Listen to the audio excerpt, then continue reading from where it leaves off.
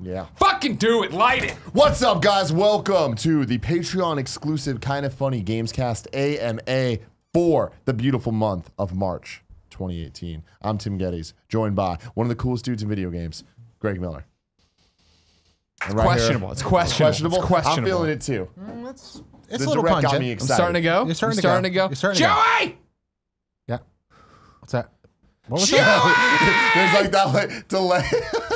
Can you get the deodorant off my desk? It's between the legs of Bonum Carnival. And once again, the Reverend Jared Petty. Doki doki. Glad to be here. For your first ever Kind of Funny Games AMA. Our first ever. Yeah. Ask Kind of Funny Gamescast anything. Oh, that's what it is. Kind of Funny Gamescast. Yeah, exactly. Dumb. It's a fun time. You guys already know how to be a part of the show. And Do they? This is the first time we've done it. Yeah. Well, they know. I mean, they know because they're Patreon supporters. This is a Patreon exclusive show for patreon.com/kindoffunnygames. Remember, at the $1 level, this is your exclusive show we put up. It'll never go live on YouTube. It's just for your eyes. If you want to be a part of it and ask us questions, you can go up to that sweet $15 level, which of course gets you the pre and post shows on demand. It of course gets you early access to seasonal content like the PlayStation VR show. It of course gets you live viewing of us recording the Gamescast.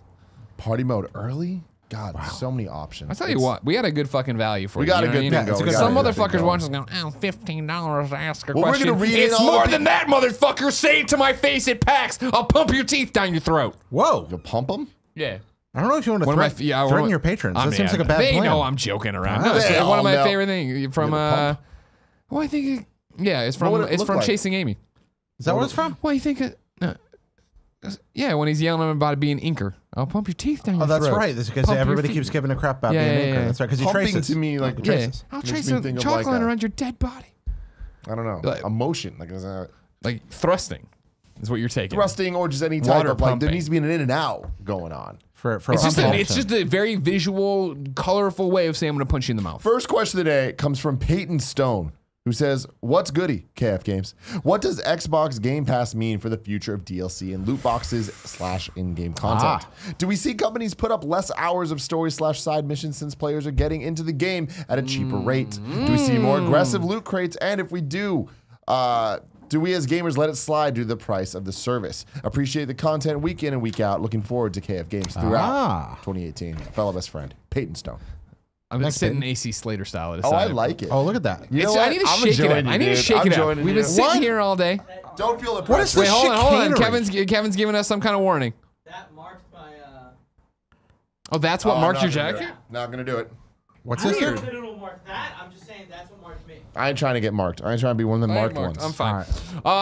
Excellent question, Peyton Stone. I appreciate that. Here's what it all hinges on, gentlemen. If Xbox Game Pass is a rousing success Good work. Good to work. the point that Xbox is like, holy shit, we need to get all these exclusive games on here. There need to be that. That's it. If it's just going to be a thing that is cool and people like a lot and cool, I get Sea of Thieves and State of Decay from it, it's not going to change much. If for some reason Xbox gets super aggressive, which I could see them doing, and wants to give you that reason to get Game Pass, they start bringing in EA. They start bringing, not just EA, they bring in any developer, any publisher, and they're like, we're making money hand over fist. You got to get in on it. Yeah. That's when people are going to start trying to game the system. But if your game is out, you can buy it or you can get it on Game Pass. I don't think they're really going to come in and screw with it. I see a world, Greg. I see a world where this Inside Xbox show is like Major Nelson, what up? Directs. They are making major announcements. Major announcements being something like similar to Nintendo Direct, minus the Smash. You know what I mean? Just the smaller things here and there. Okay. If it is going to be a monthly show. That stuff, pimping out what's coming on, really treat it like Netflix. Get the hype going. You have your house of cards, and you know that that's going to keep coming back and back and back until it doesn't. But then it's like, while that's going on, then there's other things like Stranger Things and whatever that go on. I can see it being a huge game changer for Xbox, and I think that that's what's going to end up happening. How that affects loot crate or loot boxes and all that stuff, I think that it will have no effect on Game Pass and all of that. I think that the industry at large is going to figure out what to do with the microtransactions and all that stuff over time. But I think that the story, like side missions and all that stuff, like expansion and DLC and all that, I think it only helps that. Sure, 100%. Because it gives you reason to keep coming back to the same game. Not just games as service, but games that, like even single player games, having like little tiny things going to keep you going and keep you subscribing to Game Pass. Well, this is a model that works well in mobile, where people have already, through the stores on iTunes or Android, Google Play, already have discovery exposure to a limited number of titles anyway. They look at them and they only actually see a few surface. You really have to go looking to find new mobile titles beyond the ones that Apple or Google decide to throw at you. You've actually got to actively seek them out. Otherwise, they're there at the very top of the bar and you're just jumping in and going, oh, that's what I'm going to play. Oh, look, it's free or almost free. I jump in. I keep going back to that game because if it has a quick hook and it's something that grabs me on mobile, then yeah, I can keep dumping a little more in and getting a little more game. What we get from games as a service situations is a lot like what already exists in that space, except we're actually choosing to enter that walled garden. We're choosing to walk in. But it's the same kind of situation where we have a smaller number of games thrown at us in a very seemingly value attractive way. But ultimately, this is about, as most things in games marketing are, about getting more money out of people. Now, some of that can be through reducing what you have to do through distribution, for example, or partnerships. So even if you're making less overall, if you're getting a bigger cut, well, that's still good for you. I'm sure Xbox is looking at that. But there's also some appeal to trying to channel you into fewer and fewer games at a time, or channel a larger and larger audience into fewer and fewer games that can constantly ask you for a little more money here and a little more money there. You look at concerns like privacy. When you look at a global market for video games, piracy is what I meant to say. You look at a global market for video games and what's going on as people try to expand into China. Look what's happening to PUBG right now, for example, or Korea. And then you look and go, well, no wonder everybody charges microtransactions in those models. It's very easy, even easier than it is often here, to pirate a game or to insert cheats into a game. And so these ecosystems are controlled from the inside. Every developer, publisher, creator in history has wanted more control over their product. Every storefront wants to control its product as much as they possibly can. This creates that kind of situation with the consideration for great revenue. I think that the same kind of microtransaction concerns will exist within the walled garden as will exist outside, but whenever you have fewer choices, there is more potential for, depending on how you put it, more options or exploitation in the microtransaction realm. What'll be interesting is if we ever get, or if I mean like our true. I love you on the chair right now. Thank you. If we ever get a freaking Will totally Riker out of left field runaway success from this, of like for some reason, I don't even know why, they put out, there's a game in Game Pass that an influencer, you know, some Dr. Disrespect plays, and it's like, dude, I'm playing this thing again and it's 5 years old, and everybody runs to it and they see those numbers boom spike up, and because of Game Pass, and if those developers are like, fuck, put out a Dr. Disrespect cosmetic item in there, that starts making money. Like, oh man, and now these people are sticking around, they're doing long sessions, let's put out a new map. Like, you know, what can it be like, this team's already moved on, they've already put out another game. Even will we see it spike ever enough that makes them come back and be like, oh, you guys want more for this? Sure, we can make more for this game. Yeah. And then it would be what I think Peyton's talking about a little bit, where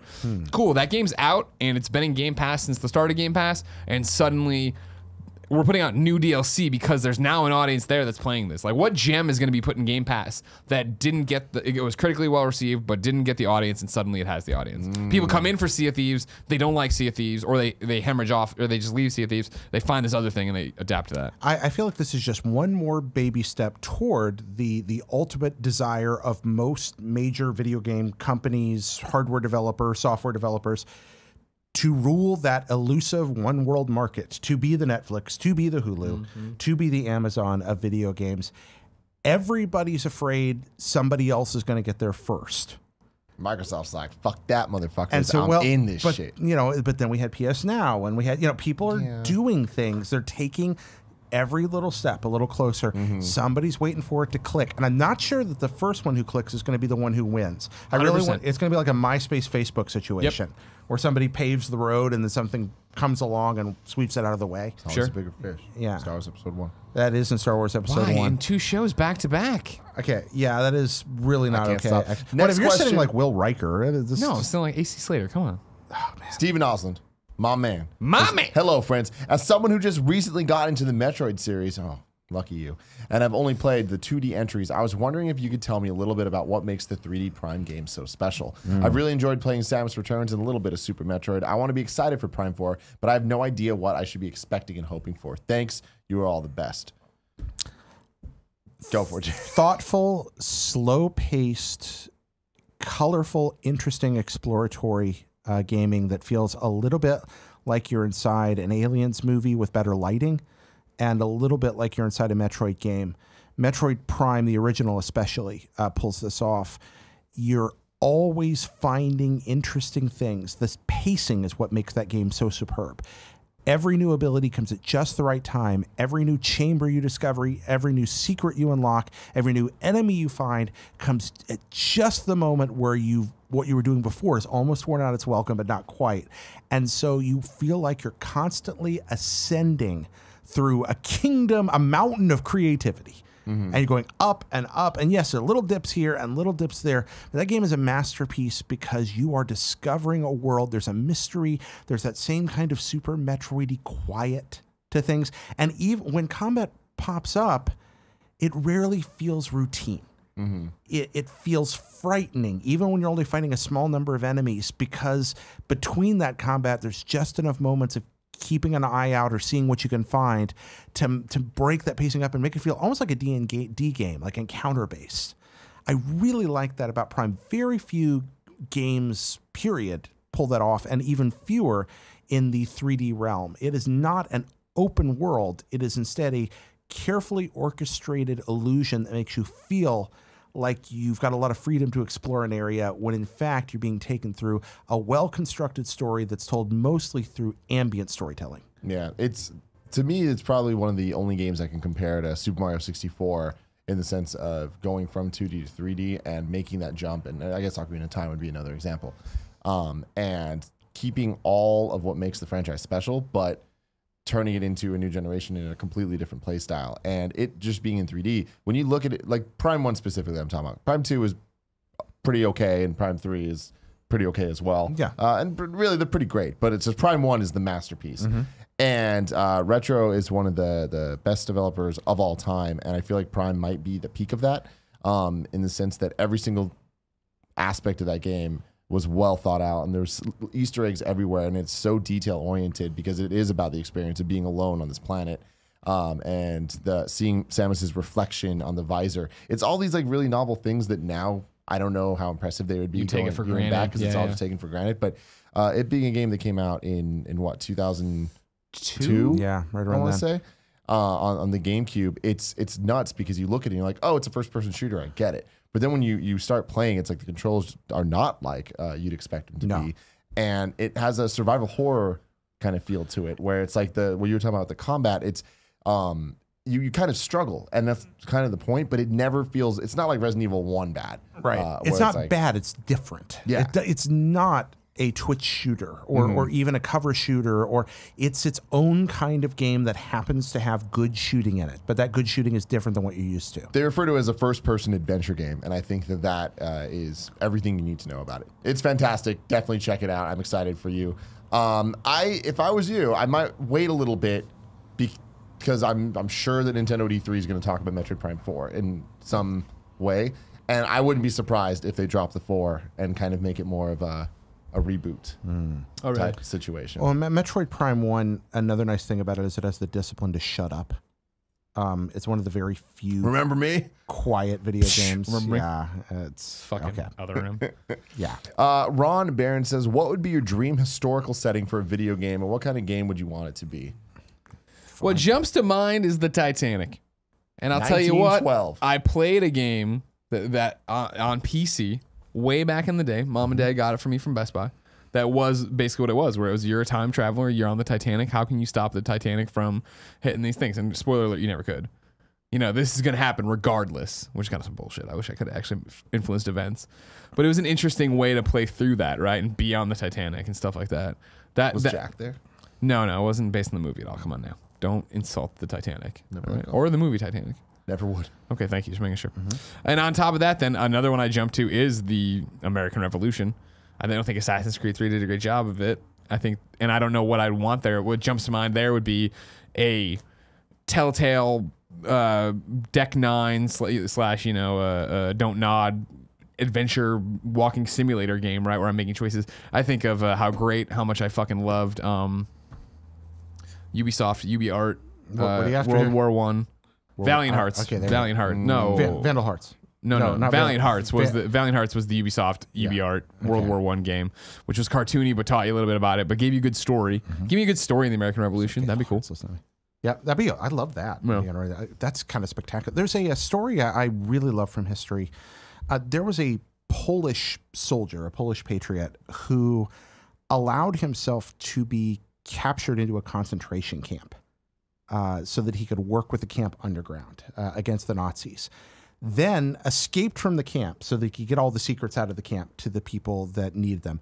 Then allowed himself to be recaptured and thrown back into a concentration camp again so that he could get more info back in there that needed done, survive the war, and then at the end was murdered by the Russians after the Soviet takeover of Poland.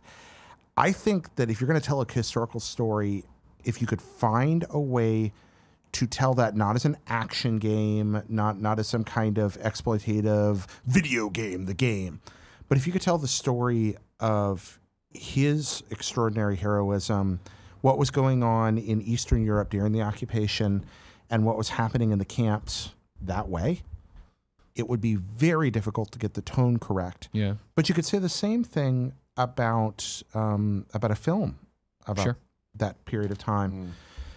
The thing is, we would have to abandon what we think video games are to make that work. We would have to abandon the inventory system and the encounters with the guys and the following the mission counter. It would have to be something very, very different. But I would love to see someone take on that challenge and show us something like that, or something like the Warsaw Uprising. A game about fighting Nazis that's not about killing Nazis. Sure. A game about something exceptional and horrible that happened and amazing and wonderful things that occurred in the midst of it. That would be a cool historical game. My answers are way more Tim, but I love Tony Hawk's American Wasteland. Sure, there we go. And it's 80s. Huh? Sure, there we go. Yeah. But how inspired by the 80s it was, both in soundtrack and in aesthetic and all the over-the-topness it had. And I enjoyed that so much that I would love a 90s version of that, 90s being my favorite era of all time. But I would really want an RPG that takes place in America, high school, in 2005. Okay. Like, so iPods are a thing, like text where that's at. The internet exists. People use MySpace and social media in that way, and there's that type of connections.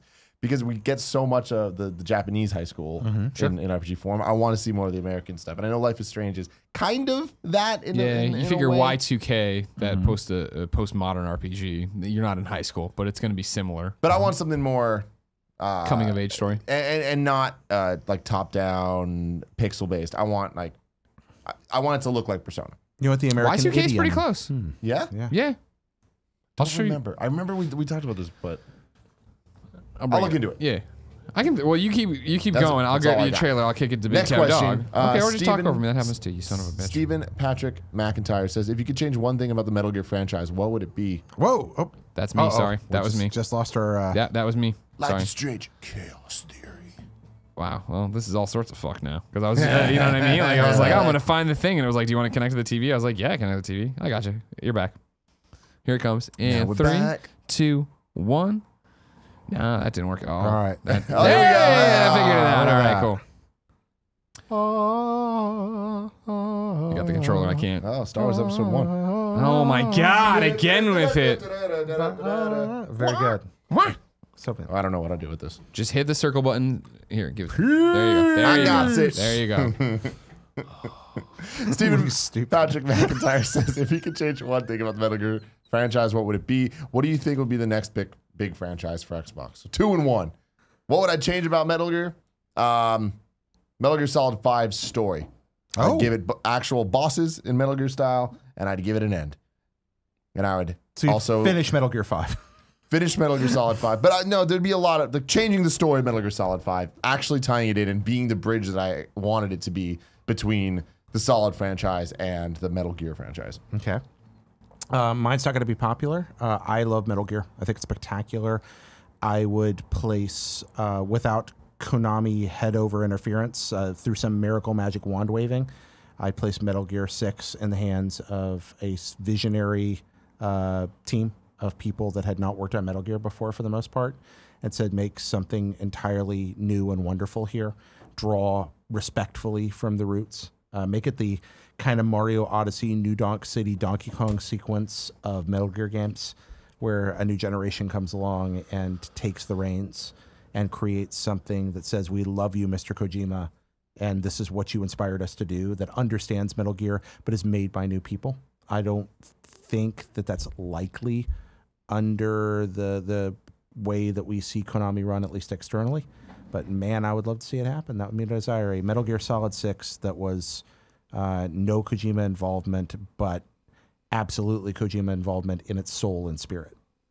That'd be fun.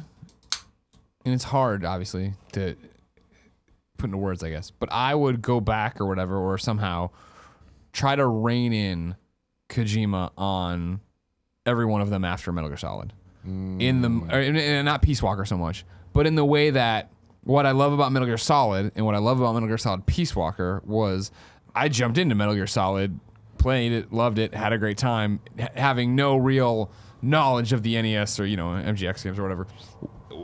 In Peace Walker, I feel the same way of, cool, you get in here, you know what's happening. And Metal Gear Solid 2 doesn't have that, I don't feel like. And even Metal Gear Solid 3, which is, going back to, it's still pulling in Metal Gear, they just get so voluminous. It's like, I imagine it being like the beakers overflowing with bubbles, and it's all awesome, and I love it, but it's just like, it would have been better to not see it.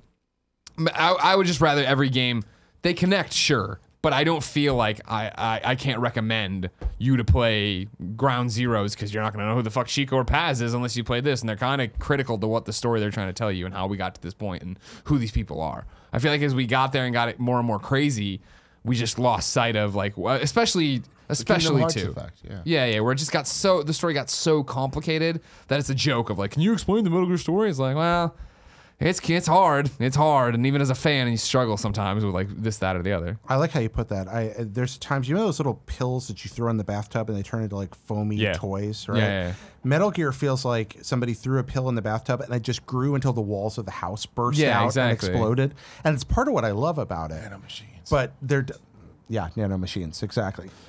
Kevin, throw this up. This is the third trailer for Y2K, a post-modern RPG. Tim, it'll give you a little bit look at like what the art style is. It's not like top down in terms of the combat style and stuff. Like, you're out there doing stuff. It's indie, obviously. Yeah.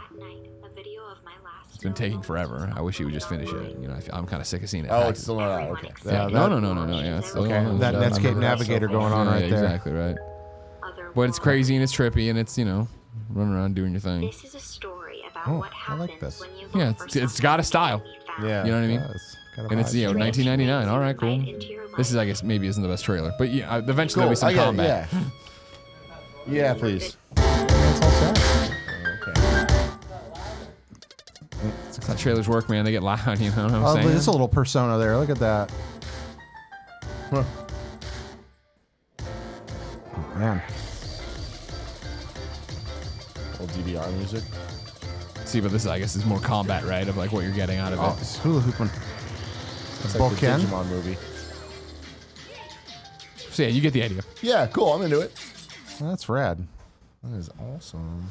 I like that. And then the other question was, What's the next big Xbox game? Big franchise for Xbox? I don't know, man. Danny, I don't know if you can know that. Yeah. If anybody can know what the next thing is, I think it'll be something probably announced at E3. Are they saying that when you say the next big, you're talking about the next new or just the next one that's going to be Calling it announced? right now. It's going to be a game called Big Loopers.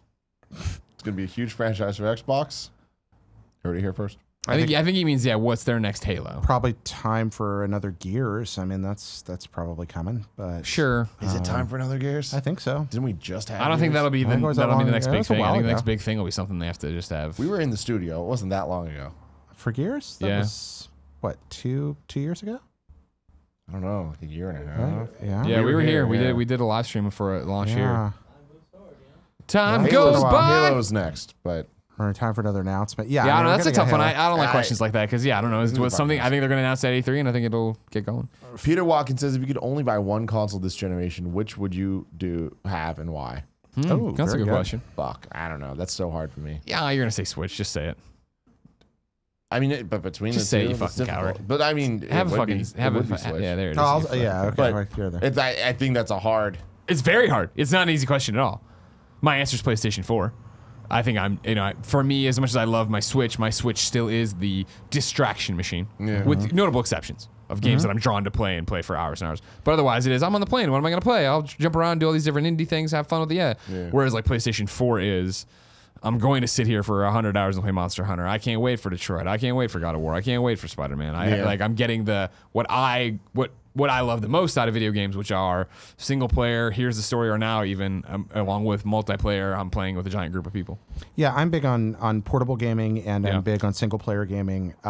If I lived in a world where I'd known before PlayStation or Xbox that this thing called the Switch was going to come along, it was going to be portable, and it was going to have a new Mario game and a new Zelda game the first year, knowing what I know now, I absolutely would be Switch if I could only have one. I can't imagine having not played Zelda and Mario, which are superb, just Sure. unequivocally superb video games. Yeah, I mean, just looking down the pipe for me, it's like Smash, yeah. Pokemon. I hear you. Luigi's Mansion. Thank God Mario we don't Maker. have to pick. Yeah, exactly. Thank God.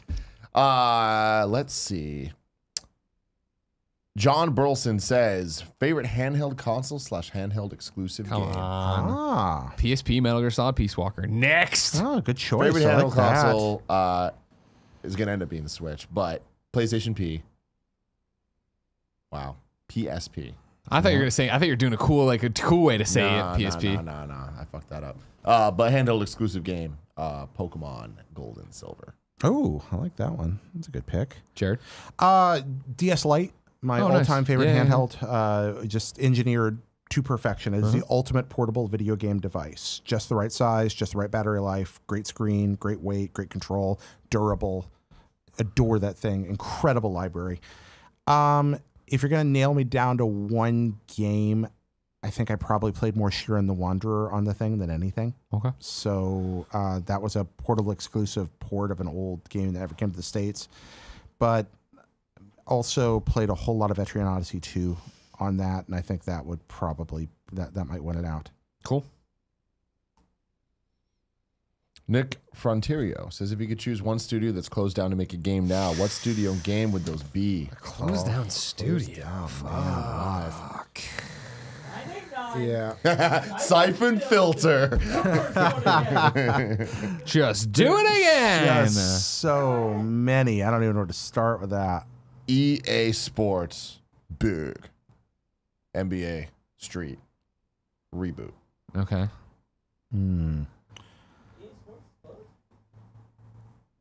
EA Sports Big is closed. Let's see. What about you, Greg? Thinking about this a little bit? Yeah, hold on. I want to make one check because I can't remember if the studio's closed or if they just are under new ownership. Okay, that does make a difference, definitely. I'd probably go back to, I want to travel back in time to the great old days of Origin. I love Ultima, and I miss Ultima. Those are games that I would still love to play. So I think that having an Origin as a developer around again would be really, really cool. I'm bringing back Incognito. I'm getting Dylan back on the team, and then they are making Warhawk PS4. Interesting. Hell yeah. Okay. Yeah. I'll take Incognito for Downhill Domination too. Sure. Okay. Which essentially is coming out. I forgot the name of the game. Steep. It's not Steep. It's I don't know. It's the mountain biking game. It looks really fantastic. It's coming to Switch. I'm excited about that. Alec Bobko says, what's your favorite video game soundtrack? That's so hard. I don't think I can name just one. If I had to choose just one, I'd probably go Smash Bros. Brawl, which is kind of cheating because it's just a collection of some of the best game music of all time. Yeah. Orchestrated. Featuring a theme sung by Nobuo No, that's a great Uematsu. one. Cheats are fun though, and that's why there's. I mean, Chrono Trigger's up there. Mr. Drill or Drill Land would be way up there. That's an incredible soundtrack. Chrono Cross is a worse game than Chrono Trigger, But Radical Dreamers, but though. it might have a better soundtrack. It's pretty amazing soundtrack there too. Dream of the Shore Near Another World, Radical Dreamers. You got some great stuff there. Man, I'm not giving one answer. I'm giving several. So Happens. nah, I know it. Bionic Commando. Bionic Commando has the best video game soundtrack ever. There's not a track on that that's not stick in your head forever awesome. And there have been so many iterations on that soundtrack. I mean, you had the original home game awesome soundtrack based on the arcade stuff, but then what people did with that on the C64, but then what they did with it again when Grin remade it for our last gen consoles for 360 and PS3, that soundtrack just took those old themes and remixed them in amazing ways. That soundtrack is dope. Shout out to my current obsession, Florence, which is on Spotify. So whenever I'm doing the dishes or cooking, I have that on. Boring answer from There's Peace Walker, which I just thought was another. I mean, I love that game for a million of reasons, and I love that soundtrack. Walker's soundtrack was such a letdown for me. There's a couple key tracks on it that are really good. Yeah. But yeah, I was the PSP, man. It just like there were certain things about the way that sound was processed on it. Yeah. And even getting the official collections for it. With Calling of the Night. That was from Portable Ops right there. I don't know. But anyway, Peace Walker had its moments, including a hidden song that you had to data mine to get in the game, but it actually brought back the original Metal Gear Solid theme song. Yeah. And that's a fucking epic ass remix to it. Paul Vita says, is there a chance I could ever get a proper open world game set in the Harry Potter universe? This is literally a game I dream about all the time. Yes. Yeah. Yeah, there's a great chance that Warner Brothers knows they have something there. They have the Portkey Games thing open up where they're doing a whole bunch of stuff. Granted, it's mobile right now, but like I could totally see them doing that because they want to make money off that franchise. You should also go back though and play the Harry Potter. Jesus. On PlayStation 1. No, what was that on? There was a PlayStation 3 360 Harry Potter that I reviewed that was like open world around Hogwarts. That's fun. And it was fun. It was good. Lego Harry Potter. Yeah. I mean, they aren't great games, don't get me wrong. But Lego Harry Potter, great games. You can play those. It's kind of those are fun. Yeah. I like Lego Harry Potter. When Huber was here and we were getting all hype, one of the things that we started freaking out about would be the idea of Rocksteady making a Harry Potter game. And I think that'd be rad. That'd be super cool. Yeah. And then final question comes from Tyler Wells. Speaking of Huber, I think this was supposed to be for the Gamescast that we did, but I'm going to read it anyways. Hi, Tim and Huber. I hope I'm not too late for this question. Longtime watcher / listener to all things kind of funny and easy, allies, and patron for both. I'm going to ask a question I hope both of you are ready for. As big fans of hype, dreams, and all things in the realm of left field, Shenmue 3 and Crash Remasters, and being games influencers who have both had a lofty dream become a reality, the hypening is the most excited I've been for preparing since the original Smash Brothers commercial. That's God. See, that would have been the best way to announce the new Smash, is just to fucking do the turtles happy together. You for me. I placed the words hype and Hideo in the same regard. So strap on your sneak suit and dial in your codec. Which Easter egg from Metal Gear, all of it, would you want to find in Kojima's new masterpiece, Death Stranding? Thank you both for years of dreaming and believing in one of the greatest forms of entertainment. Tyler from Canada. You guys can answer that question. Wasn't there a thing in Metal Gear 1, I don't think I'm making this up, where if the guy was peeing and you saw the mist coming out of the urinal, you could see Kojima's face in it? I believe that's... I've never heard that. I don't think remember I've that. heard That's a new one by me. Well, if it's not true, I want it to be true. That there's Sure. a face in the urine cloud, if you look. I do think that's pretty darn special. But what I would have, if I were going to put anything in, just as a wink and a nod, I would have a situation where you absolutely had to shoot a shot glass on a bar at some point, like it would happen as part of a sequence, and then gradually the ice cubes would melt on the counter, like the old promo materials from MGS2. Yeah. I would like. I want it to be more overt though, but like in the opening or a cutscene of one of the many I'm sure there'll be in this game. Remember just talking about, and like at the time of heroes are dead, and it's like the bandana just blows in the wind and it's all like tattered and shitty. And blows off. Right? That'd be awesome. That's fucking good. And if not that, then I want the orange box. You know that box that's an orange. That's just there somewhere. I have no good answer. I have no good answer at all. I'm sorry. I failed you. Mailings there. Yeah, just mailing being there. That'd be pretty dope. Or like a graveyard would be cool.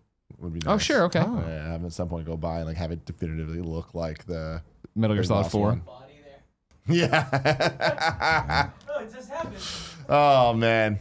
Ladies and gentlemen, this has been the first ever Ask Kind of Funny Gamescast. Anything, thank you for joining us. Thank you for your support on patreon.com/kindoffunnygames. You're amazing. We love you all very much. We'll be back next month with another one of these. So everyone at the $15 or more level, there'll be a post. You can ask your questions and we'll answer. And everyone at the $1 or more level can hear us answer those beautiful questions.